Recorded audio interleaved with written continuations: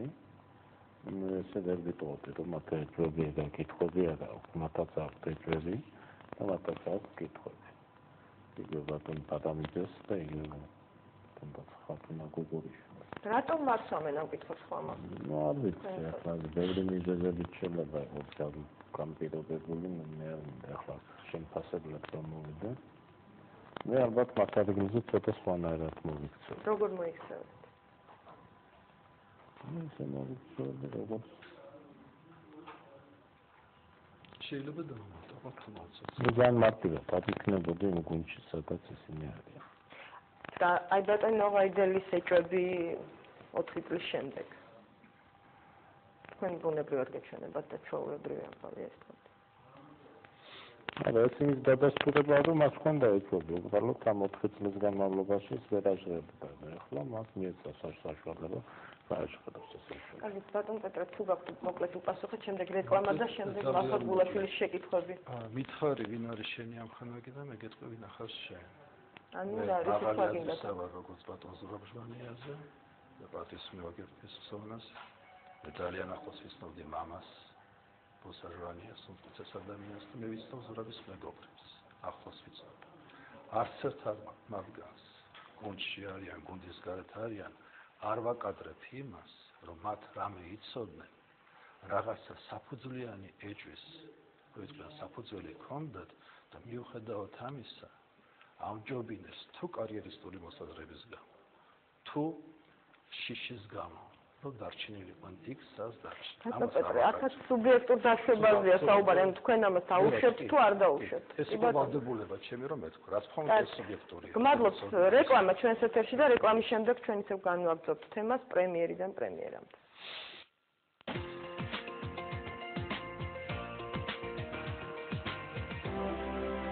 ბარიერი კვლავ პირდაპირ ეთერშია ჩვენ განვაგრძობთ საუბარს იმის შესახებ თუ როგორი იყო პრემიერ-მინისტრის პოსტი ბოლო 5 წლის განმავლობაში და როგორი პრემიერ-მინისტრები იყვნენ ის ადამიანები რომლებიც ამ პოსტს იკავებდნენ ბატონ მალხას თუ შეიძლება ბოდიშით რომ ამდენხანს ვერ მოგეცით სიტყვა მოკლე რეტროსპექტივა და თქვენ ძალიან რომ შეკითხვები მეც მიჩნდებაო რა შეკითხვები გიჩნდებათ და რა მოსაზრება სანამ შეკითხვებზე გადავალ მე ხა ბატონო ნინო მინდა რომ ორიოდე სიტყვით მიმოვიხილო ის საკონსტიტუციო ცვლილებები და საერთოდ ის პროცესი რაც საქართველოში მოხდა, რაც დამოუკიდებლობა მოიპოვა საქართველომ და ყავს პრემიერ-მინისტრი, ხო?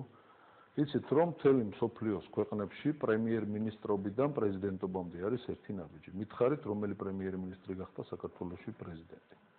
ანუ ეს არ არის ფაქტიურად ის რგოლი რომელიც შეიძლება გახდეს პრეზიდენტი. ანუ წინ წაიცეს. მე მაგალითად პრემიერ-მინისტრი ბევრად გავლენიანია ვიდრე პრეზიდენტი და საერთოდ არ არის ვინ არის პრეზიდენტი. რა თქმა უნდა, მაგრამ მე აქ საკითხს რომ სხვანაირად. საკონსტიტუციო ცვლილებამ რომელიც გატარდა და ყველამ ტაში დაუკრა, მათ შორის სამწუხაროდ ბატონ ზურაბჟვანიამაც ამან გამოიწვია ეს ცვლილება ყველაფერი. როცა პრემიერ-მინისტრს ჩამოართვეს უფლება, რომ პრემიერ-მინისტრი პასუხს აგებდეს ქვეყანაში მიმდინარე მოვლენებს. პრემიერ-მინისტრი ვინ არის? პრემიერ-მინისტრი არის მენეჯერი, რომელიც პრეზიდენტი იდეოლოგიას განკარგავს ქვეყნისას და მან უნდა შეასრულოს ეს ყველაფერი, ხო? ეხლა როგორც აქ ფაქტები ირკვევა და ჩვენს ესეთი ინფორმაცია ჰქონდა, თავდაცვის სფეროში პრემიერ-მინისტრი თუ არ ჩაიხედავს, განათლებაში თუ პრემიერ-მინისტრი არ ჩაიხედავს, კულტურაში თუ პრემიერ-მინისტრი არ ჩაიხედავს, უშიშროებაში თუ პრემიერ-მინისტრი არ ჩაიხედავს, კულტურაში თუ პრემიერ-მინისტრი არ ჩაიხედავს და ეკონომიკაში რაღაცა პატარა სეგმენტს აკონტროლებს ის რა პრემიერ-მინისტრია. ის არის უბრალოდ პიროვნება, რომელსაც არავინ არაფერს არ აკითხება. და შედეგი გვაქვს ესეთი. რა თქმა უნდა, ბატონი ზურაბი იყო ფიგურა პოლიტიკური და ჩანდაკიდევაც მისი ფიგურის, ასე ვთქვათ, მასშტაბურობა დღეს მით უმეტეს ჩანს ეს ყველაფერი. ხო? ის იყო კრიზისული მენეჯერი, რომელმაც პრინციპში მნიშვნელოვან პერიოდში ქვეყანა რაღაცნაირად შეეცადა, რომ ეტარებინა რაღაც თითქოს რაღაცა სწორი მიმართულებით.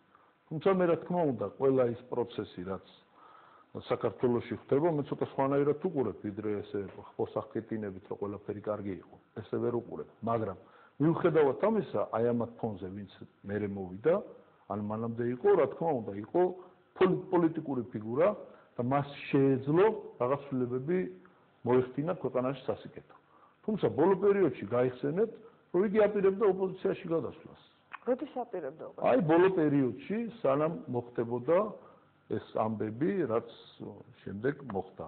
იგი აპირებდა ოპოზიციაში გადასვლას, იყო დაპირისპირებული ოქროაშვილთან. ამის შესახებ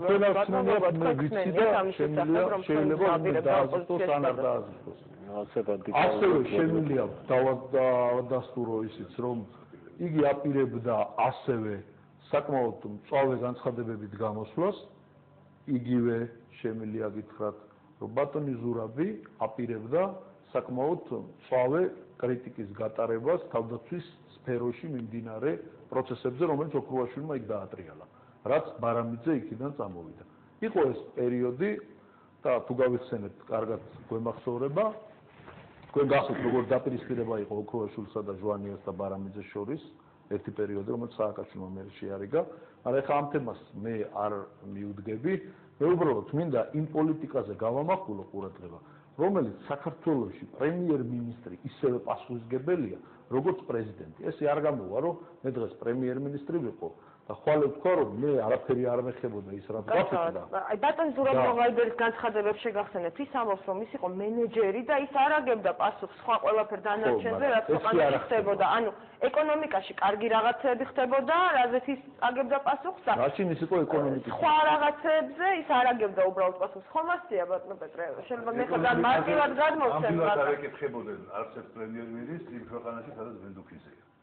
ნოღაიბე ანუ ეკონომიკასაც ანუ მენეჯერი თუ პოლიტიკოსი. ანუ აი ზუსტად ამაზე ვლაპარაკობ, რომ მე პირადად მიმაჩნია, რომ პრემიერ-მინისტრი უნდა იყოს პოლიტიკოსი და მას უნდა ჰქონდეს თავისი გუნდის ფორმირების საშუალება. და მაშინ იქნება ეს ქვეყანა დემოკრატიული. აი სანამ ესეთი პრემიერები გვეყოლება, როგორც აი 5 წუთიანი პრემიერები გვეყოლება, როგორც ბევრი ნახეთ უკვე, მანამდე ამ ქვეყანას არაფერი არ ეშველება. მანამდე იქნება პრობლემა. ქაბატონი თავი ფაქტორი, მე მინდა რომ ამას ეს დავაფიქსიროთ. ეკონომიკური პოლიტიკა ქვეყანას არ აქვს ფაქტიურად.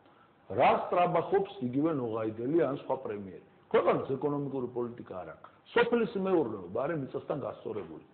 ხალხს არ აქვს სოციალური დაცვის ელემენტარული საშუალება და ქვეყანა არის ეკონომიკურ კრიზისში. სიდუხჭირე, სიღარიბის საღმოქმრა და უმუშევრობა არის ნომერ პირველი ამოცანა, ყოველფეხის ნაბიჯზე მაგის რეკლამას გაიგონებდა. რომელ ეკონომიკურ აღმავლობაზე და რომელ ინვესტიციების მოზიდვაზე ლაპარაკობს ვინმე საერთოდ. გინდა პრემიერ-მინისტრი და გინდა უფრო მაღალი ხელისუფალი, ან გინდა უფრო დაბალი ხელისუფალი. ეს ერთი. მეორე. ავიღოთ ელემენტარული ფაქტორი. განათლების სისტემა, რომელიც არის მიწასთან გასწორებული და ქართული სკოლა საერთოდ როგორც წესი აღარ არსებობს. კაცი დააწინაურეს გაეროში ელჩად გაუშვეს, ხო? თუ დააქვეითეს, არ ვიცი, მაგრამ ეს ვინმე პასუხი ხომ უნდა აგოს ამაზე. ეს არის მიწასთან გასწორებული დარგი, სკოლა და კარგი ხანს ვერ გამოსწორდება. მე ვწმუნდით, რომ ეს ესეა. სკოლა აღარ არსებობს საქართველოში. და ის ხალხი, ვინც რა თქმა უნდა საკმაოდ დიდ თანხებს შეუძლებს, რა თქმა უნდა, თავის შვილიშვილს გააგზავნის უცხოეთში სასწავლებლად და იქიდან კემბრიჯში იქნება თუ ოქსფორდს დაამთავრებს ჩამოვა. მაგრამ ამ უბრალო ხალხმა რა ქნას ამ სოციალურად დაუცველა ხალხმა. ერთი წუთით რა ქაბატონი, მე მგონი მაქვს მე იმის უფლება, რომ ცოტა უფრო მეტ ხანს ვილაპარაკო, იმიტომ რომ რა თქმა უნდა, უბრალოდ მეგონა რომ და ხო, არა, არ დამისრულებია. ამიტომ მე მინდა ვთქვა, რომ აქცენტების გაკეთება პრემიერ-მინისტრმა და პოლიტიკოსებმა, პრეზიდენტმაც და პარლამენტმაც და პოლიტიკოსებმა უნდა ისწავლონ ხალხზე და არა რაღაც კონკრეტულ კლანებზე. ეხლა რომ ლაპარაკობ 6 კაცი და 3 კაცი მართავსო, რა ადრე არ იცოდნენ ამ ხალხმა, ვინც ეხლა ლაპარაკობს 3 კაცი რომ მართავდა და 6 კაცი რომ მართავდა. ადრე რამდენი კაცი მართავდა ბატონო პეტრე? ეს ტროიკა ნამდვილად არსებობდა. ICG თავის ანგარიში, რომელიც რამდენიმე თვის წინათ გამოქვეყნდა სოფლიოში, ასახელებს 1+6, 1+7 გვარებიც არის. გარდა ამისა, ლინკოლ მიჩელი, ცნობილი მეცნიერია, წერს, რომ მოხდა ძალიან ცუდი რამ საქართველოს. ის წერს როგორც მეცნიერი. თქვენ სთხოვეთ დღეს, რომ როგორც ექსპერტ